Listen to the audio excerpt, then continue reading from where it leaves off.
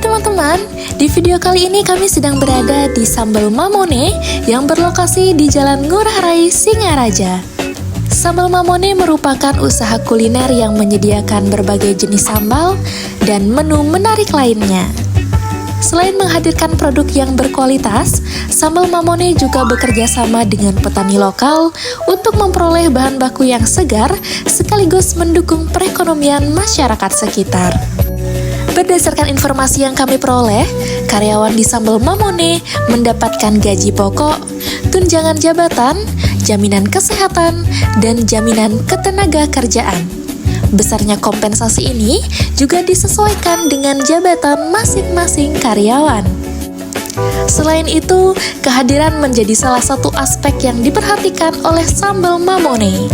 Jika karyawan tidak masuk kerja, maka akan ada pemotongan uang kehadiran sebesar 40.000. Namun, sebagai bentuk apresiasi, Sambal Mamone juga memberikan reward dan tunjangan prestasi, bonus, serta THR bagi karyawan yang memenuhi kriteria yang telah ditentukan. Penilaian kerja dan evaluasi dilakukan secara rutin setiap bulan guna melihat kedisiplinan dan kinerja karyawan selama bekerja. Namun sayangnya karena adanya kebijakan bahwa karyawan tidak diperbolehkan wawancara langsung, maka kami melakukan pengumpulan data melalui Google Questionnaire. Berdasarkan hasil kuesioner yang telah dianalisis, tingkat kepuasan karyawan terhadap kompensasi dan penilaian kerja berada dalam kategori yang baik. Hal ini menunjukkan bahwa sebagian besar karyawan merasa cukup puas dengan sistem yang diterapkan oleh Sambal Mamone.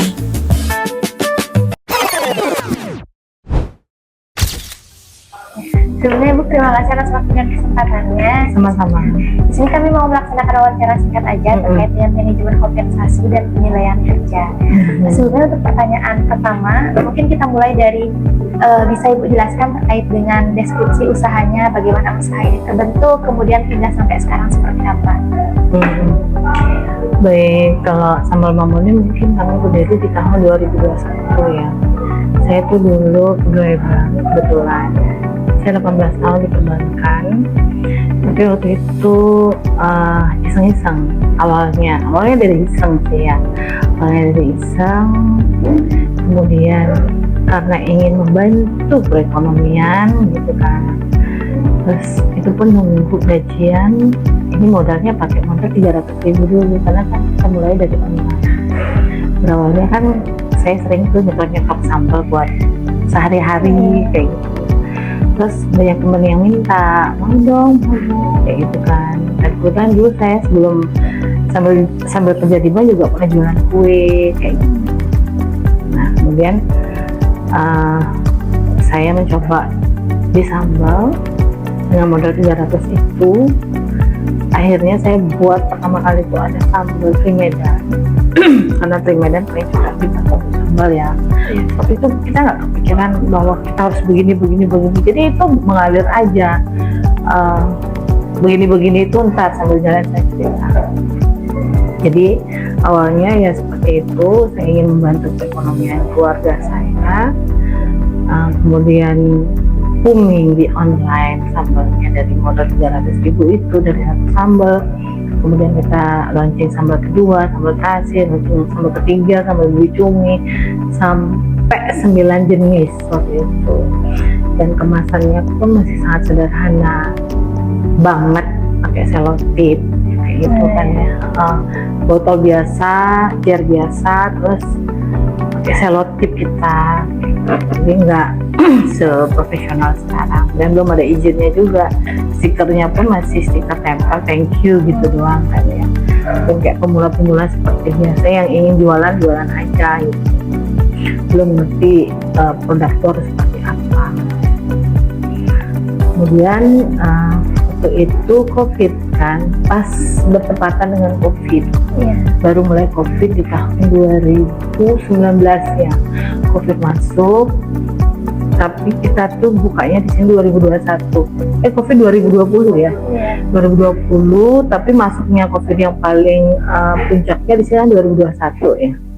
Nah 2021 itu kita udah mulai buka sambal, mulai jalan, tapi kita udah kewalahan nih dengan orderan-orderan itu, dan saya mengawalinya itu saya ke dinas kan, saya ingin naik kelas lah seperti ini.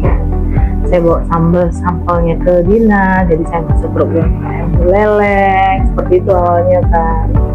Kemudian saya juga kerja di bank, sering cari-cari di mana ada pengusaha yang lagi pameran kayak gitu, saya ke situ kan, biasalah nawarin kredit kan, karena kan saya marketing dulu. Kemudian jadi tertarik karena sambal ini juga banyak digemari kan kayak gitu, dan apa ya yang harus saya buat lagi agar orang bisa mencicipi sambal ini tanpa dia harus beli sambalnya terus dia bisa cicipi. Akhirnya kan ke ayamnya, akhirnya kami mencoba ke ayam. Waktu itu kita mencoba ke ayam dan diterima. Orderan pertama itu 100 box kalau nggak salah, 100, hari kedua 200, makin bertambah kan. Akhirnya saya bilang sama suami saya mau resign. Akhirnya saya resign dari perbankan, saya mau ini sambal ini aja seperti itu, rumah tangga ini, agar gimana para ibu rumah tangga itu bisa naik kelas. Satu, naik kelas secara finansial, dia bisa membantu perekonomian keluarga, karena saya lihat kalau ibu rumah sejahtera pasti keluarga akan sejahtera, itu sudah pasti itu pasti. Jadi anak-anaknya, lingkungan dalam keluarga itu pasti sejahtera kalau si ibu ini sejahtera,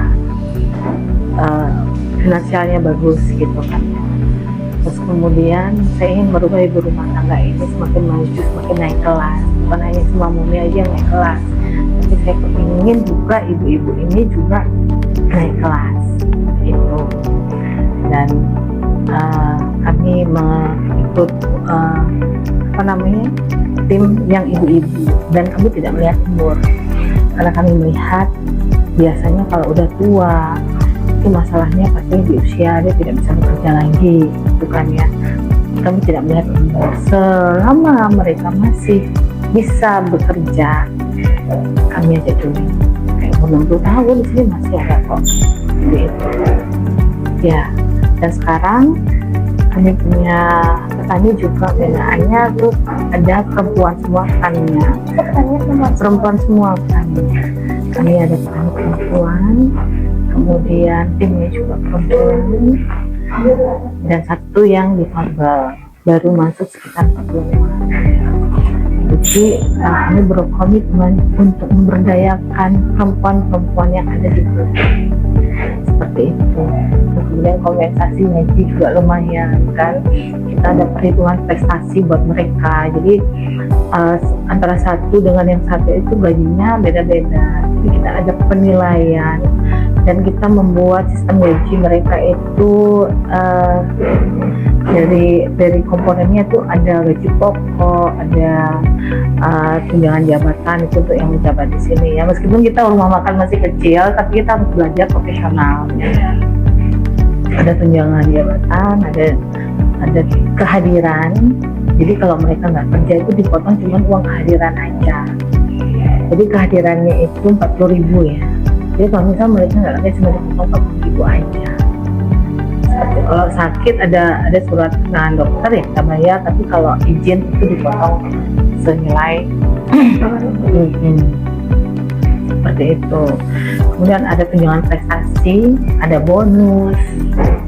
Nah, tunjangan prestasi itu kemudian ada reward langsung masuk itu, karena reward itu kan ada nih yang pengen dapat lebih, saya nggak mau ada libur nih 1 bulan ini yang kerja aja, itu ada tambahan lagi. Beda, kita harus apresiasi dong orang yang loyal, kualitasnya tinggi, nggak sampai nggak ambil libur gitu. Jadi dia dapat uang aditnya full misalkan, plus dapat reward juga dari situ. Tunjangan prestasi juga ada gitu. Beda, kita ada tunjangan prestasi itu setiap bulan kita melakukan evaluasi, dan kita ada juga poin-poin seandainya dia melakukan kesalahan kok ada, dan tunjangan kesehatannya ada juga. Kita ada BPJS kesehatan, kemudian ada BPJS kesehatan, itu udah masuk ke dalam gaji. Dan kita juga ada program THR ada, jadi setiap galungan itu mereka dapat THR. Kalau yang muslim diambilnya di Idul Fitri, kalau yang Hindu kita ambil di galungan, kalau Nyepi itu kan dapat asal